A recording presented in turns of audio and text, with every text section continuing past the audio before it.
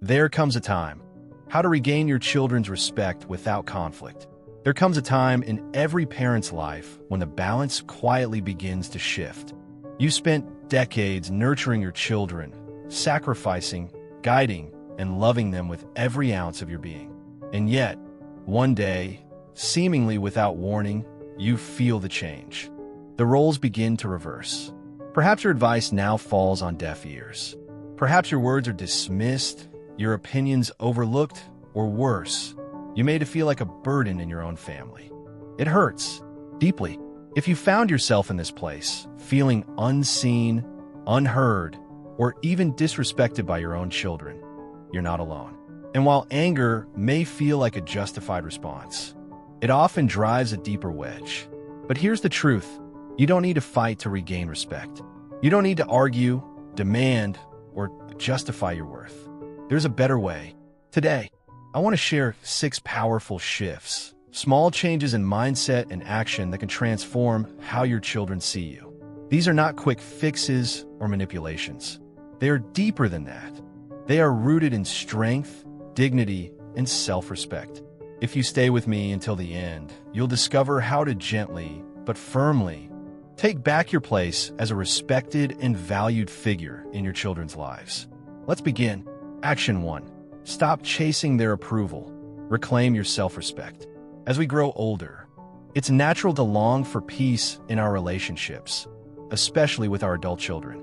We want to feel close to them, to be valued, and to remain relevant in their increasingly independent lives. In this quiet yearning, many of us begin to overextend ourselves, trading authenticity for acceptance and boundaries for belonging. We say yes when we desperately want to say no, afraid that a refusal might create distance. We swallow our truth to avoid discomfort, hoping that silence will preserve harmony. We prioritize their needs while quietly shelving our own, thinking that perhaps, just perhaps, they'll notice our sacrifices and respond with love, appreciation, and respect. But here lies a difficult truth. Approval that is chased is rarely respected. When we seek validation by silencing ourselves, we unintentionally teach others that our feelings and preferences don't carry weight, even with the best intentions. This over-accommodation can lead to a quiet erosion of identity. We begin to vanish in the very relationships we want to nurture. Respect doesn't arise from martyrdom. It is not earned by being endlessly agreeable or selfless. True respect grows from a foundation of self-respect, from living authentically and honoring your own voice. Think of Margaret. She was once a strong-willed, passionate woman, someone whose opinion carried weight in any room. But as her children grew older, she softened herself in ways that slowly made her invisible. She stopped asserting herself, always deferring to their choices and preferences to keep the peace. She smiled through disappointments, kept quiet during decisions she disagreed with, and convinced herself that love meant staying out of the way. But the more she faded into the background, the more her children overlooked her, not out of cruelty, but because her quiet retreat sent a message. My needs don't matter. If this sounds familiar, it's time to rewrite the narrative. You don't need to demand respect or force acknowledgement. Instead, take the first and most powerful step. Stop acting like you need their permission to be yourself. Reclaim your boundaries. Say what you feel, even if your voice shakes. Express what you want, even if it feels uncomfortable at first. Give yourself the dignity of being heard, not for conflict's sake, but for truth's sake. When you begin to honor your own needs, you model a vital truth for your loved ones, that your presence is not conditional on silence, and your worth is not tied to obedience. Relationships built on authenticity have deeper roots. When your children see you standing in your truth, lovingly but firmly, they may initially resist, but over time, they will begin to mirror the energy you show yourself. You're not here to shrink to fit someone else's comfort. You are here to be whole, seen, and respected. Let that be the standard you set, not just for them, but for yourself. Action 2. Lead. Don't argue. Disrespect hurts, especially when it comes from your own children. When they interrupt you, talk over you, or casually dismiss your perspective, it's only human to feel the urge to fight back, to prove you're still relevant, still worthy of being heard. But here's the hard truth. You cannot argue your way into respect. Respect isn't something you can extract through force, logic, or a louder volume. It's not earned by being right in a heated debate. Respect is felt, not forced. And it begins with how you carry yourself, your tone, your presence, your patience. Your children, especially as they grow older, tune in more to your energy than your words. They may no longer see you as the authority figure of their childhood, but they are still watching, still absorbing, and they are more likely to respond to who you are than to what you say. Take Frank, for example, a retired high school teacher who spent decades commanding attention in the classroom. His students respected him. His colleagues admired him. But at home, things were different. His adult children barely listened when he spoke. They dismissed his advice, rolled their eyes at his opinions, and often cut him off mid-sentence. At first, Frank did what many of us would. He pushed back. He raised his voice, tried to reassert his role. He reminded them of everything he had done for them. But the more he demanded respect, the less he seemed to get. It wasn't until Frank took a step back and changed his approach that things began to shift. Instead of arguing, he began to listen. He asked questions instead of giving lectures. He spoke with clarity, but without urgency or condescension. He didn't need to win the conversation anymore. He needed to show who he was becoming, a calm, grounded presence. Slowly, his children began to respond differently. They leaned in. They listened longer. They asked for his thoughts instead of dismissing them. What changed wasn't them. It was the way Frank showed up. When your children disrespect you, it's tempting to meet that with anger or defensiveness. But here's where true leadership begins, in the choice to respond with dignity instead of ego. Every moment of disrespect is a quiet invitation, not to fight but to model. Model maturity. Model grace under pressure. Model what it looks like to be self-assured without being controlling. When you respond with poise, you teach more in one moment than a dozen lectures ever could. Remember, you're playing the long game. You don't need to win every conversation to earn back your children's respect. In fact, trying to win might only push them further away. Instead, lead, show up consistently, speak less, but with intention, and most of all, be the version of yourself you want them to become. Because ultimately, you lead not by overpowering them, but by outgrowing the need to. Action 3. Withdraw emotional dependence. Love deeply, live freely. One of the most profound challenges of parenthood is learning to love unconditionally without attaching your emotional stability to your children's presence or responses. It's a quiet, painful truth. The more you rely on your children to feel whole, the more likely you are to create distance instead of closeness. As parents, we pour our lives into our children, from the sleepless nights to the graduation ceremonies, from scraped knees to broken hearts. It's natural to want to stay connected, but as they grow and forge their own paths, clinging too tightly can silently burden them with a responsibility they were never meant to carry: our emotional well-being. It starts subtly.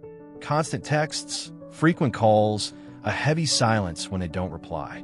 You may think, I just miss them, but beneath that may lie an unconscious expectation that their attention validates your role, your identity, your worth. This emotional tethering can make children feel smothered, guilty, or even resentful. And in the worst-case scenario, it drives them to retreat further, not because they don't love you, but because they feel trapped under the weight of your need. Emotional independence isn't detachment. It doesn't mean withholding affection or becoming distant. Instead, it's about reclaiming a strong sense of self, having hobbies, relationships, goals, and passions that thrive independently of your children's availability. When you are whole on your own, your love becomes pure, less about needing and more about giving. You become a source of strength, not a source of pressure. Take Helen, for example, a deeply devoted mother whose life revolved around her 2 adult children. After they moved out, she found herself calling daily, sometimes multiple times, just to feel connected. But instead of growing closer, her children began to keep their distance. Conversations became shorter. Replies took days. One day, exhausted by the silence, Helen made a courageous decision. She pulled back, not in anger, but in self-preservation. She joined a local riding group, started hiking again, and even took a solo trip she had postponed for years. She began to rediscover herself, not just the mother, but the woman she had set aside. Weeks later, her phone began to ring. Her daughter called to share a new job offer. Her son sent photos from a weekend trip. The energy had shifted. They weren't reaching out of obligation, but from genuine curiosity and admiration. They saw their mother not as someone waiting by the phone, but as someone living vibrantly, and they wanted to be part of that life. We often think that closeness comes from constant contact, but the truth is people, especially our children, are drawn to those who are emotionally grounded. When you demonstrate that your happiness isn't hinged on their attention, you create space for more authentic relationships. Letting go is an act of love. It says, I trust you to live your life, and I trust myself to live mine. And in that freedom, relationships flourish, not out of guilt or duty, but out of mutual respect and joy. Action 4. Set and enforce boundaries. Love without boundaries is not love, it's self-erasure. True love respects the self as much as it respects the other. When we allow our personal boundaries to be repeatedly crossed, especially by those closest to us, we're not being loving, we're disappearing. Boundaries are not walls. They're not punishments or acts of rejection. Boundaries are the healthy definitions of where we end and someone else begins. They protect our emotional well-being, preserve mutual respect, and teach others how to treat us. In families, they are especially essential because love without structure can easily drift into chaos, resentment, or emotional harm. If your children, whether young or grown, speak to you in ways that are demeaning, sarcastic, or emotionally invasive, and you do nothing, a message is being sent loud and clear. This is acceptable. Inaction becomes a silent endorsement. Over time, that silent permission can erode your dignity and fracture the respect that healthy relationships depend on. Robert, a former CEO accustomed to leading teams and commanding boardrooms, found himself powerless at home. His adult children interrupted him mid-sentence, poked fun at his routines, and encroached on his personal space without a second thought. He told himself it wasn't worth making a fuss, that they didn't mean harm. That would pass. But it didn't. It worsened. And more importantly, it began to eat away at his sense of self. One day, after a particularly dismissive interaction, Robert had a realization. His silence had been misread as approval. The problem wasn't just his children's behavior. It was his lack of response. Robert decided to draw the line, not with anger, but with quiet authority. He chose words that were clear, respectful, and firm. I'll continue when you're ready to listen. You don't have to agree with me, but I do expect you to speak respectfully. Predictably, his children pushed back. They were surprised, defensive, even annoyed. But Robert didn't waver. And over time, something shifted. The tone of their conversations began to change. There was more space for listening, more room for mutual respect. You don't have to shout. You don't have to retaliate or withdraw affection, but you do have to speak up, to make your emotional limits known. And above all, you have to stay consistent. Boundaries are not a one-time declaration. They are practice, a muscle you strengthen each time you honor your own worth, even in the face of resistance.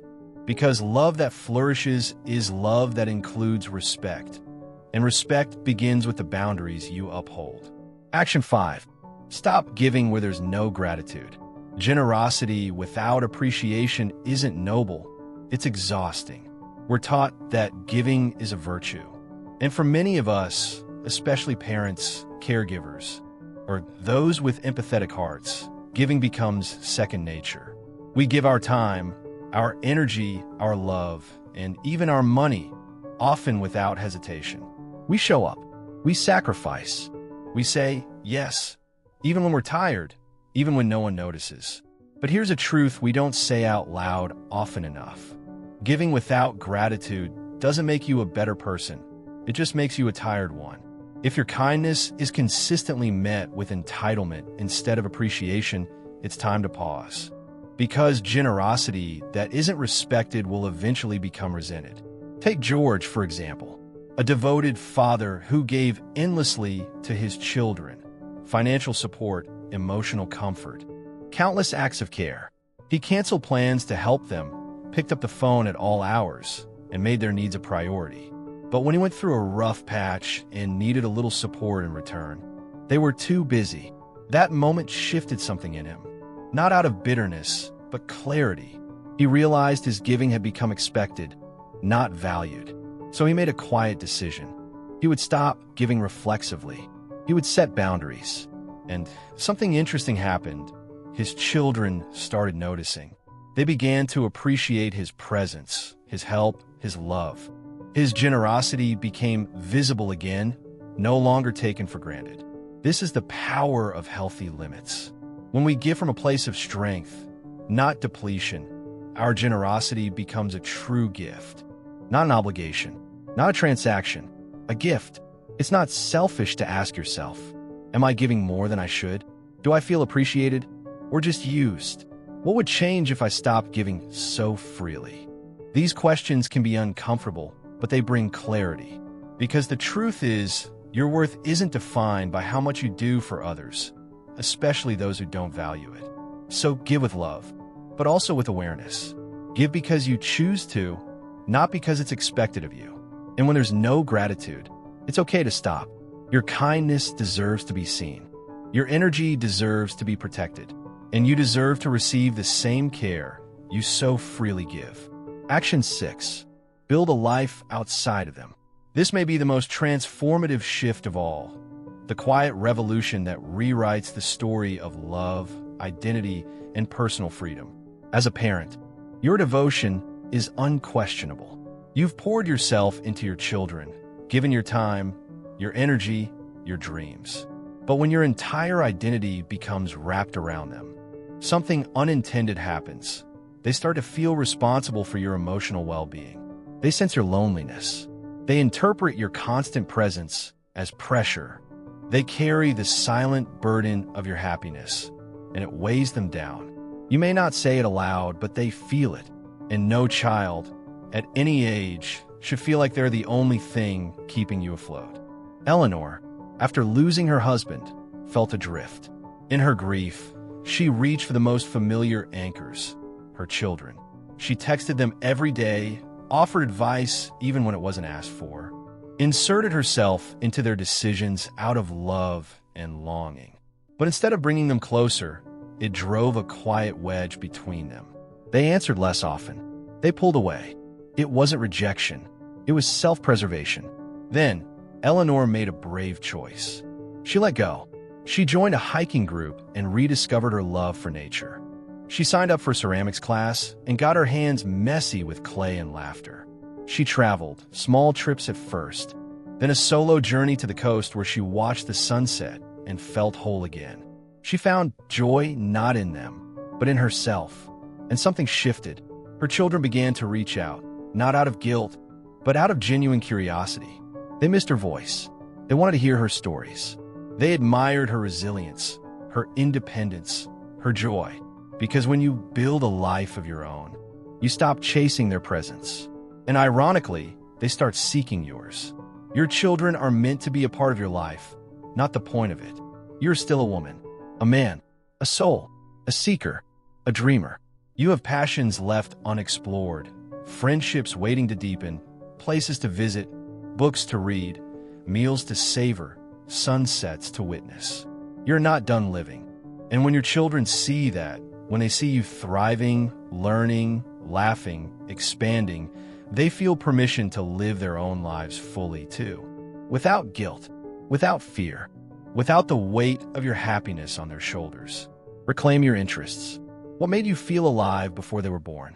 Reconnect with old friends, or make new ones. You're never too old to belong. Volunteer, create, explore.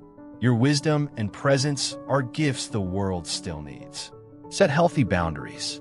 not out of distance, but out of respect for you and for them. The greatest gift you can give your children is your wholeness. A version of you that is lit from within, not waiting for their call to feel seen.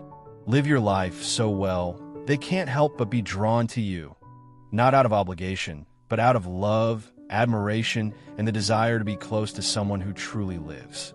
You cannot force your children to respect you, but you can inspire it through the way you live, through the way you carry yourself, through the way you love yourself enough to set limits. So stop chasing approval. It only makes you smaller. Led by quiet example, your dignity speaks louder than anger. Withdraw emotional dependence. Stand tall in your own life. Set boundaries and stick to them. Give only where gratitude lives. And above all, build a life so full they can't help but notice. Because when you do these things, not out of spite, but out of self-respect, your children will slowly begin to see you again. Not as someone who waits for their attention, but as someone who commands respect simply by being. And in time, that respect will return. Not because you demanded it, but because you earned it.